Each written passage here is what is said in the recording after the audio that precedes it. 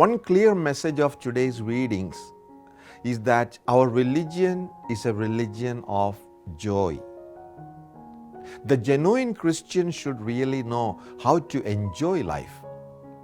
This tells us that Jesus is the source of our life, As Jesus says, I have come in order that you might have life in all its fullness. So, to be a Christian is to experience a real sense of liberation, freedom, to experience a new life, a new sense of happiness, a new peace, a new relationship with other people. Because Jesus has given us new life, He has changed our life of sorrow and suffering with a life of joy and happiness. During these days of Christmas, we have been seeing God revealing Himself through Jesus in several ways.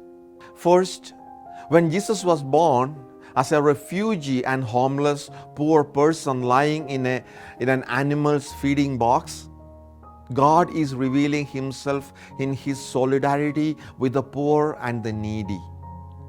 The first people to visit Him are the poor, the social outcasts, the shepherds. They recognize their God and worship Him with hearts full of joy. Second, God reveals Himself to the foreigners, strangers, believers in other religions and or no religion, coming from remote parts of the world when we celebrate Epiphany. This surely is an atmosphere of joy and gladness.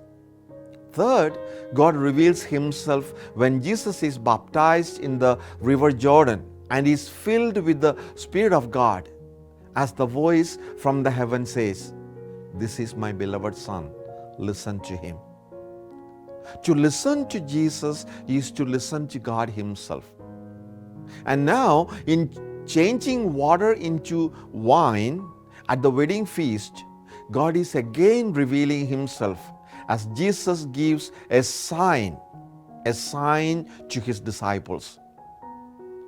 Through the intervention of Jesus, the water in the 6 jars is transformed into wine. We need to specially note that it was first-class wine, exquisite wine. Again, this is a symbol of the generosity and liberality of God and the fullness of life which He wants us to experience. When God gives, He gives abundantly. So there is not need to feel bad, rather it is a time to rejoice and celebrate.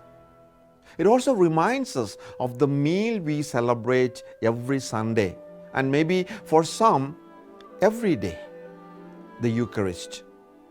When we gather to eat and drink around the table of the Lord, our Mass is also a time of celebration.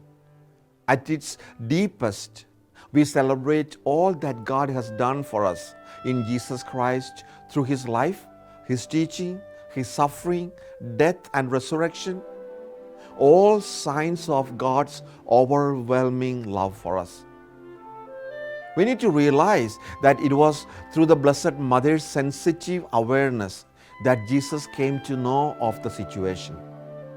Therefore, she is not only the mother of Jesus, she also represents the Church. Through the Church, we receive the help we need to lead that full life. It is a tangible expression of God's love for us revealed in Jesus. So, during this Christmas season, as we remember the Incarnation, we are reminded of the love that God has for us, a love that has no limits and boundaries. Whenever we feel let down, depressed, unworthy, or unloved, it is worth reminding ourselves of this abundant love that is freely given to us. May the experience of this love fill us with gratitude and the willingness to be channels of it in our world, that we, all of us, so desperately need it.